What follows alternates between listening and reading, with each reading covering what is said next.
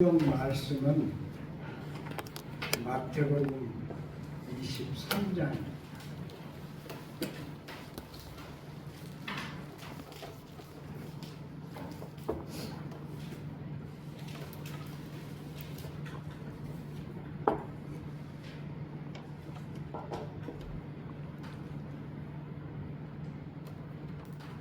마태복음 23장 13절에서 23절까지입니다.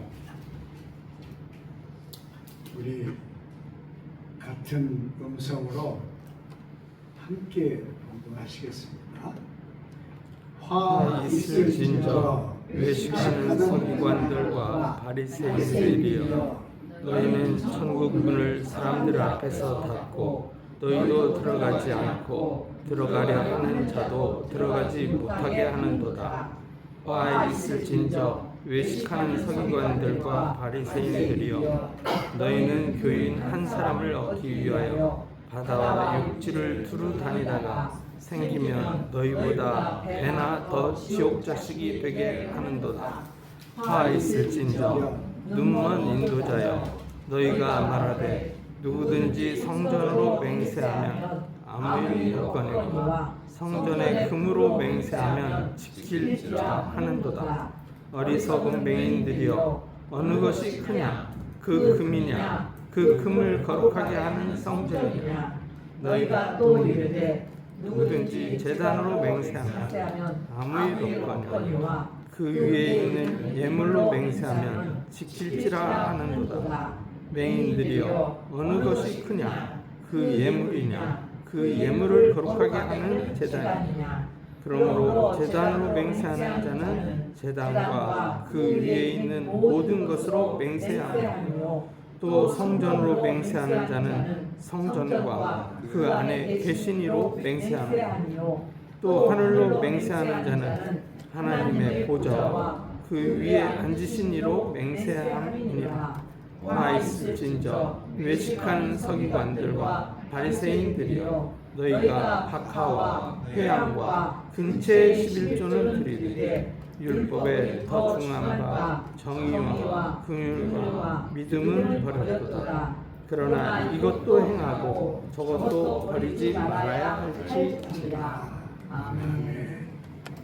한번 같이 기도하겠습니다. 아버지 하나님, 저희를 험한 세상 가운데 보호해 주시고 주님을 만나는 귀한 날에 이 자리에 올 수 있게 하심을 감사드립니다. 우리가 아무리 이 자리에 오려 하여도 하나님이 허락지 아니하시면 우리는 여기 참여할 수 없습니다. 우리가 아무리 건강하고 모든 것을 갖추고 모든 마음이 다 있을지라도 하나님께서 우리에게 기회를 주시지 아니하시면 우리는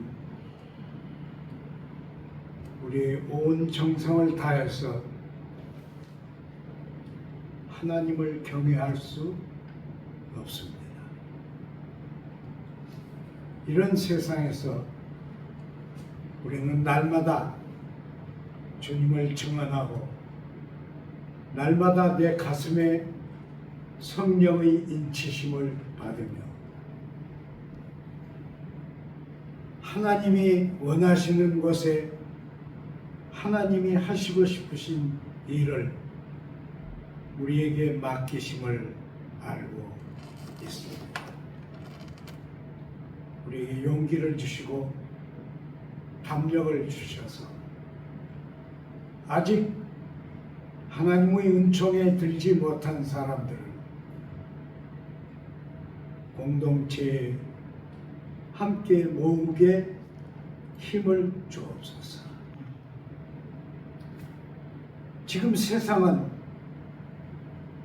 인간의 본성이나 인간의 도리를 귀히 여기지 않는 막 되어먹은 사람들 같은 그런 사람들이 권력을 잡고 세상을 마음대로 하고 있습니다. 이때 주님의 몸이 되는 교회는 큰 소리를 안 내더라도 자기들에게 맡겨진 일을 성심으로 감당해서 세상을 모아 하나님께 바치는 일을 할 수 있다고 믿습니다. 하나님의 성령이 저희와 함께 계셔서 이 존귀한 일을 가장 어려울 때 거룩하신 하나님 앞에 이루어 드릴 수 있는 저희가 되게 저희를 구별하시고 힘주시고 방향을 밝혀 주옵소서. 우리 모두가 세상에서 지치고 힘들고 있사오나 우리 속에 세상이 알지 못하는 하나님의 평안이 우리를 주장해서 주님과 끊임없이 깊은 대화를 나누는 저희가 되게 함께 하시고 인도하여 주옵소서. 몸이 불편한 신자들 하나님께서 가호하여 주옵소서. 마음이 약한 신자들 하나님의 영으로 채워 담대한 신앙인이 되게 하여 주옵소서. 예수님 이름으로 기도드리나이다. 아멘.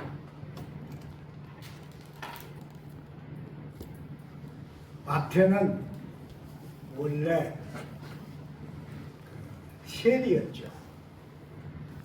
그런데 마태복음에 기록한 것도 그러고 다른 데 있는 내용도 보면 마태는 돈을 많이 벌었던 것 같아요. 엄청난 저택을 만들고 그렇게 잘 살았던 것 같습니다. 그래서 마태가 예수님의 제자가 됐는데 실은 예수님의 제자의 내면 그룹은 몇 사람 따로 있었습니다. 그러니까 마태는 아마도 제2 그룹에 속한 제자가 아니었나 그런 생각을 하게 돼요. 그런데 마태는 예수님을 왕으로 보았습니다. 그래서 그 복음서 기록 방법이 그렇게 기록이 되어 있습니다. 그런데 이 마태가 그 사회의 대표적인 계층 서기관과 바리새인들을 향해서 화가 있을 것이다 그랬어요. 화 있을진저 그랬습니다. 그러니까 너희들이 건강하고 온전한 것 같지만은 너희들 앞에는 화가 있다 그랬어요. 마태가 할 말이 못 되죠. 마태는 세리였고 예수의 제자였고 이 사람들은 서기관들이고 성전을 주물르는 바리새인파 사람들이었습니다. 그런데 마태는 이 글을 썼어요. 여기 화 있을진저 그 영어로 한 데 보면 오우라고 그랬어요. 오우. 근데 그 말은 그릭 말로는 우아이라고 그랬습니다. 근데 놀랍게도 보통 그릭 말에서 라틴 말이 왔는데 이 우아이는 라틴 말에서 영향을 받아서 그릭화된 단어입니다. 깜짝 놀래는 어떤 사태를 보면서 엄청나게 경악하는 그런 내용입니다. 그걸 이제 좋은 말로 써서 화 있을진저 그렇게 했죠.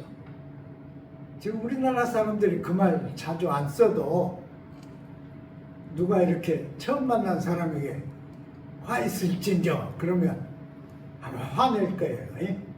화낼 거라고 생각해요. 그러면 마태가 화 있을 거라고 말한 이 서기관들은 누군가? 서기관은 그 사회의 최고 지식인입니다. 지성계층이에요. 그때 사회는 글을 아는 사람이 많지 않았잖아요. 그런데 이들은 글을 알고 있었기 때문에 성전에서 하나님 말씀을 관리하고 하나님 말씀을 베끼고 또 하나님 말씀을 두루마리로 만들어서 보존하는 일을 맡았습니다. 그러니까 엄청나게 성스러운 일이죠.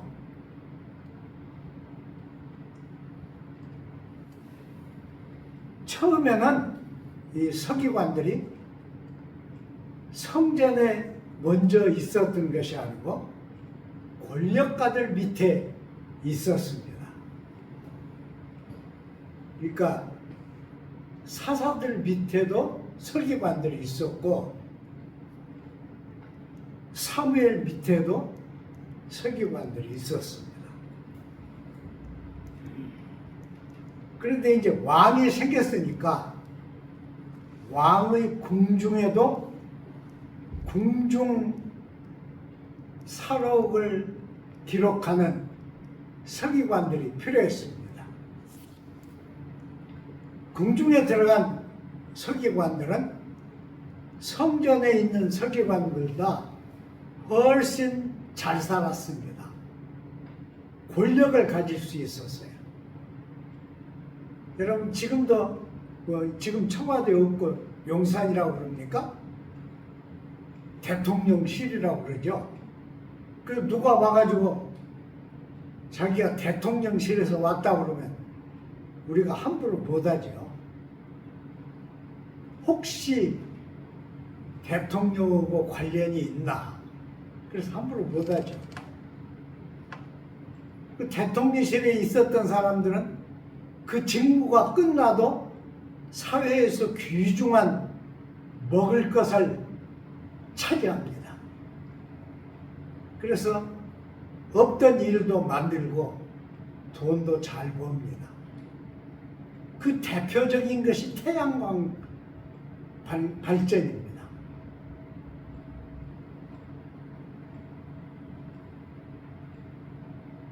그런데 이 사람들이 그렇게 권력을 행사하다 보니까 왕궁에 있는 다른 권력가들이 시원찮아 보여요. 그래서 이 왕궁의 서기관들은 꾀를 냈습니다. 보통 사람들은 읽어도 그런가 보다 하게 읽을 수 있도록 권력가들을 비판하는 방법을 만들었습니다. 그게 사실은 우리 성경에 여러 곳에 기록이 되어 있고 특히 역사서에도 기록이 되어 있습니다. 예를 들면 솔로몬 왕이 황금 방패를 만들어서 그것을 성전에 두었다. 방패는 뭘로 만들어야 돼요? 여러분, 이게 순금으로 만든 방패는 창을 던지면 다 뚫립니다. 그러니까 방패의 본질을 잃은 외식만 하는 방패를 솔로몬은 많이 만들었죠. 그것을 애굽 왕이 욕심이 나서 이스라엘로 쳐들어와서 다 빼앗아갔습니다. 그러니까 할 수 없이 왕이 노수로 방패를 만들어 성전에 두었다. 그렇게 썼어요. 그것도 그냥 얘기하는 것 같지만은 서기관의 농락입니다. 저는 이 설교를 서울 가서 수백 명이 모인 데서 한번 했는데요. 그날 그 사람들은 그 말을 처음 들은 것 같아요. 그 귀중한 솔로몬이 만든 황금 방패를 이 시골 목사가 함부로 비평한다 그래가지고 막 얼굴이 딱딱 굳어졌어요. 근데 제 얘기를 다 듣고 나서는 다 이해를 하더라고요. 그 중에 어떤 사람은 제게 와가지고 목회하면서 만든 설교 원고를 다 달라고 그래요. 그거 출판하면 사람들이 아직 듣지 못한 얘기가 그 속에 있다고. 그런데 다 꺼내줬어요. 근데 가져가서 출판을 하려고 보니까 읽을 수가 없어요. 말로 잘 쓴 글이 아니니까.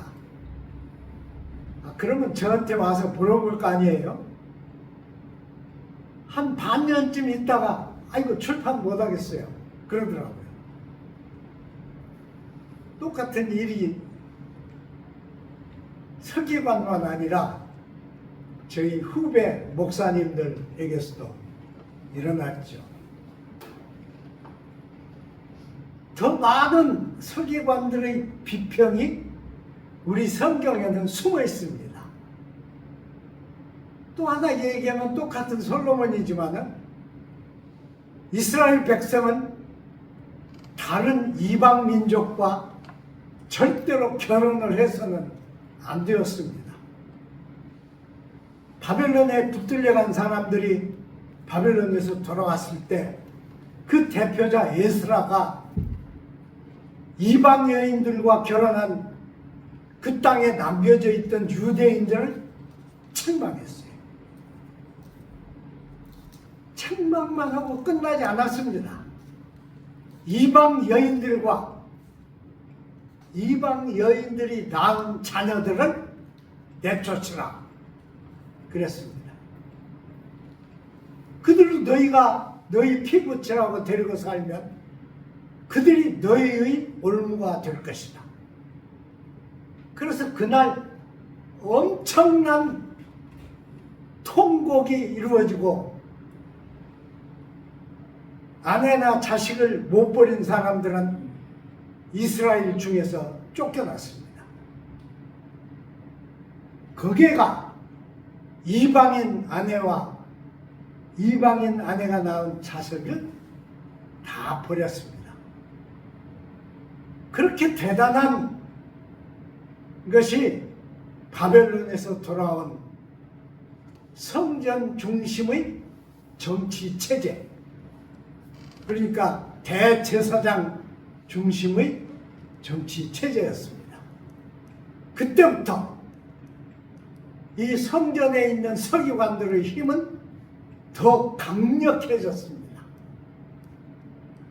힘이 강해지니까 서기관들하고 바리새인들하고 한 통속이 되었습니다.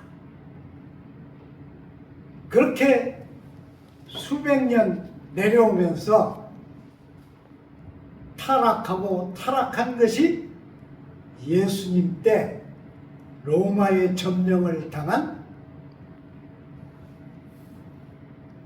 유대 나라였고, 유대 나라에 세워진 성전이었습니다. 그러니까 하나님은 아브라함이 아들을 바친 동산에 세운 그 성전, 솔로몬이 그토록 힘을 써서 만든 성전을 그 그다지 귀하게 여기지 않으셨습니다. 그건 누구 소유가 되었어요? 하나님은 로마인들이 성전을 파괴하게 만드시고 아랍인들에게 줘버렸습니다. 그래서 지금도 유대인들은 외국에 살다가 본국에 가면 꼭 그 성전에 가는데 성전에는 못 들어가고 통곡의 벽이라고 남아있는 그 벽 앞에만 이릅니다. 기막히죠. 저는 이런 일이 왜 일어났느냐 그렇게 물어보는데, 서기관들은 본래 하나님을 섬기는 사람들입니다. 그들은 허투루 살지 않았어요. 밥만 먹으면 그들은 방에 틀어앉아서 성경을 필사했습니다. 한 방에 쭉 둘러앉아 있고 필기 도구를 가지고 앉으면 한 사람이, 발음이 명확한 사람이 높이 앉아서 불러줍니다. 그걸 다 베껴 썼어요. 그것이 그들의 일이었습니다. 그런데 그렇게 안 해도 된 시대가 왔잖아요. 성전이 타락했어요. 제사장들이 타락했어요. 안과 밖이 달라졌어요. 밖으로는 백성들 앞에서 신자들 같이 굴지만은 내면에는 하나님을 두려워함이 없었어요. 그러자 서기관들도 타락한 것입니다. 그래서 이 서기관들이 법을 만들었어요. 성전을 두고 맹세하면 아무 일 없다. 그러나 성전에 금을 두고 맹세하면 꼭 지켜라. 이런 말이 어디 있겠어요? 제단을 두고 맹세하면 아무 일 없다. 그러나 제단 위에 제물을 두고 맹세하면 꼭 지켜라. 도대체 이런 말이 어디서 나왔겠어요? 이게 타락한 하나님 없는 하나님 봉사자들, 서기관들이 만든 룰입니다. 다른 사람들은 그것도 지켰지만 예수님은 그걸 그냥 지나칠 수 없었어요. 그 말씀을 마태는 여기에 썼습니다. 참 훌륭하죠. 저는 마태가 본질적으로 이렇게 훌륭한 그 서기관 노릇을 한 것이 아니라고 생각합니다. 12 제자 중에서도 마태는 곁으로 밀려난 그런 존재였기 때문에 그 고통을 그는 주님을 바로 보는데 사용했습니다. 그래서 다른 제자들이 미처 보지 못한 것을 마태는 봤습니다. 마태가 본 예수님, 겉과 속이 꽃 같으신, 오히려 겉보다 내면이 더 순수하고 인내하고 긍휼이 많으신 주님을 마태는 보았어요. 그래서 이 끝부분에 이런 귀한 말씀을 썼습니다. 저는 이 말씀은 오늘 한국교회 이단들에게 대단히 중요한 말씀이라고 생각합니다. 교회가 이단들에게 할 말은 바로 이 말이에요. 있다고 마음대로 주님의 말씀을 고친 그것이 이단입니다. 근데 저는 이단 얘기를 하면서 한마디 더 하려고 그래요. 만일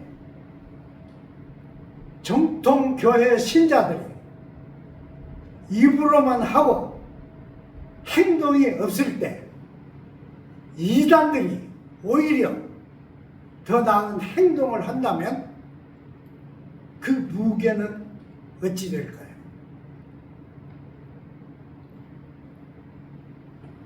자, 그런데 마태는 한마디를 더 했습니다.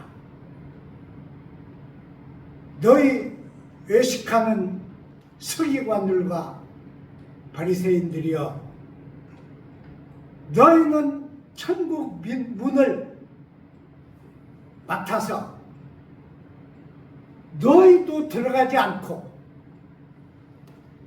들어가려고 하는 사람도 가로막는도다.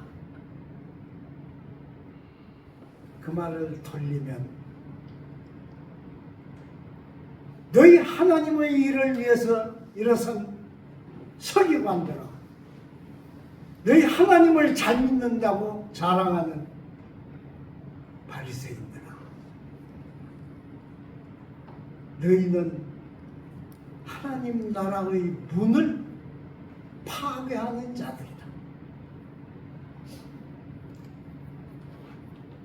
너희가 못 들어가는 것은 당연하고, 그래도 천국의 문이 있다고 들어가려고 하는 사람들을 너희는 가로막는 자들이다. 그리고 한 사람의 제자를 얻기 위해서 바다와 강과 하늘 끝까지 이르러서 제자를 얻으면 배나 외식하는 인간으로 만들고 만다 그랬어요. 외식이라고 하는 게 참 나쁘죠. 그런데 여러분, 외식이 없으면 우리는 삶을 못 삽니다. 그러니까 죄가 되지 않는 외식은 우리의 삶을 유지하는 방법입니다. 그런데 그것이 지나쳐서 내부에 없는 것을 밖으로 꾸며 실제같이 만들면 창조자가 돼요. 놀랍죠? 창조자가 됩니다. 저는 외정시대 초등학교 다녔는데요. 그때 일본이 전쟁할 때죠. 우리 학교 교장 선생님이 기다 사도 마스로였어요. 아주 훌륭한 교장 선생님이었어요. 하루는 국방색 천으로 좋은 옷을 입고 나오셨어요. 그래서 학생들 전체를 모아놓고 천황의 말이라 그래서 그걸 떠들고 그랬습니다. 한 사흘 지난 후에 온 학교 학생들에게 떨어진 옷을 기워 입는 것은 잘한 것이다. 떨어진 채로 입고 다니는 것은 모자란 짓이고, 혹시 옷이 낡아서 떨어지면 다른 배를 대서 기어 입고 다녀라. 이게 전 학생들에게 광고를 했어요. 그런데 그날 이 기다사도 마스로 선생님 옷에는 국방색이 아닌 다른 천이 2개 달렸어요. 그것도 이 포켓을 다는데 잘 다는 게 아니라 억지로 달았어요.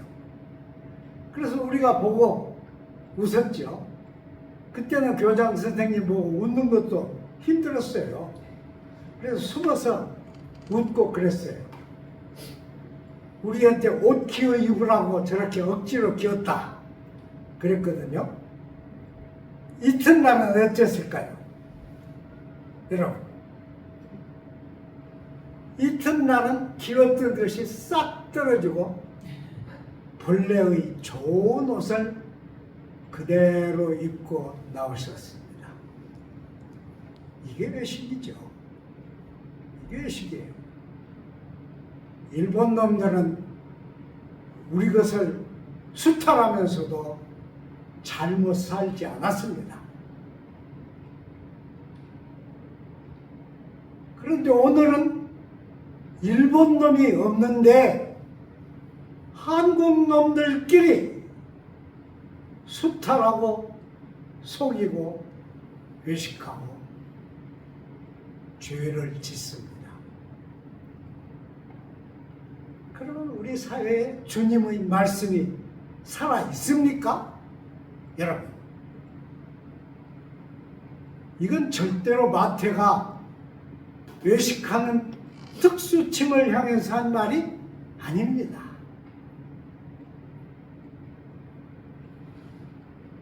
우리는 항상 겉과 속이 같은,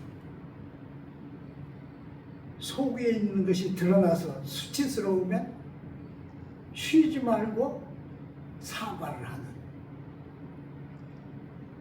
그게 진짜 하나님의 형상을 닮은 사람의 모습이다. 그렇게 생각합니다. 기도하겠습니다. 하나님 아버지, 감사드립니다. 어김없이 계절은 저희들 앞에 찾아와 계절이 자꾸 바뀌면 저희의 삶은 줄어들고 하나님 앞에 설 순간이 올 것입니다. 서리가 내리기 전에 저희는 경성에서 하나님의 말씀을 우리 생명처럼 사랑하려고 그럽니다. 무슨 일이 주변에서 어떻게 일어나도 우리는 여호와 하나님의 말씀이 우리의 삶의 바탕이요, 중추요, 핵심이요, 목표인 것을 확신합니다. 우리와 동행하여 주옵소서. 하나님의 평강을 우리에게 넘치게 허락하여 주옵소서. 예수님 이름으로